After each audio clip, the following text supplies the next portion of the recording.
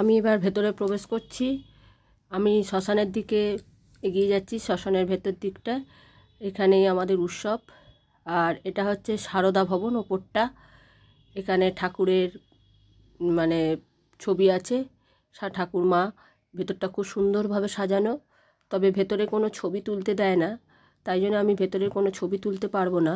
এবার আমরা এই ভেতরটা একদম প্রবেশ করেছি, যেখানে অনুষ্ঠান শুরু হয়ে গেছে। এই দেখো ডান দিকটায় ঠাকুরের বই ধূপ সব বিক্রি হয় এইখানটায়।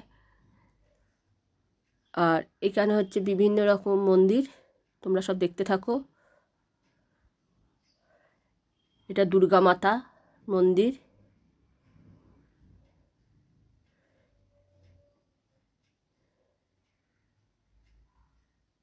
এটা গৌরী মাতার মন্দির।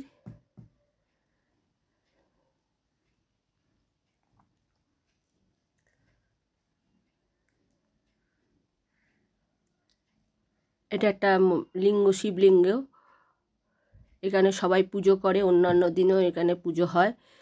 এবং প্রত্যেক দিন সন্ধেবেলায় এখানে ঠাকুরের যে ছবি আছে সেখানে সন্ধেবেলায় পুজো হয়, সন্ধ্যা আরতি হয়, এবং সকালবেলাও এখানে পুজো হয়।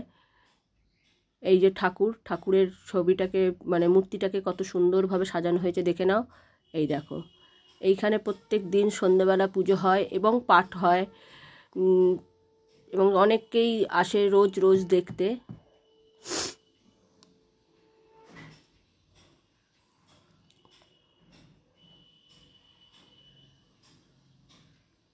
এখানটা হচ্ছে মায়ের মন্দির, সারদা মায়ের।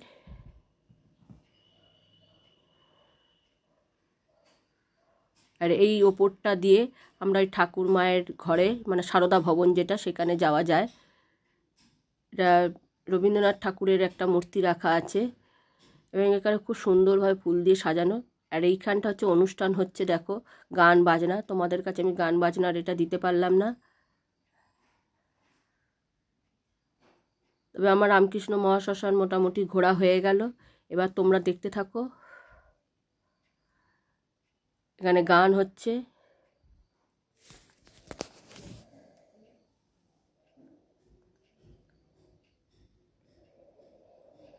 আমার ভিডিওটা আমি এখানেই শেষ করছি। হ্যাপি নিউ ইয়ার বলে আমার সব পরিবারের আমি হ্যাপি নিউ ইয়ার জানাচ্ছি তোমাদেরকে। হ্যাপি নিউ ইয়ার আমার ইউটিউবের বন্ধুরা। তোমরা সবাই ভালো থেকো, সুস্থ থেকো। আমি আমার ভিডিওটা এখানে শেষ করছি।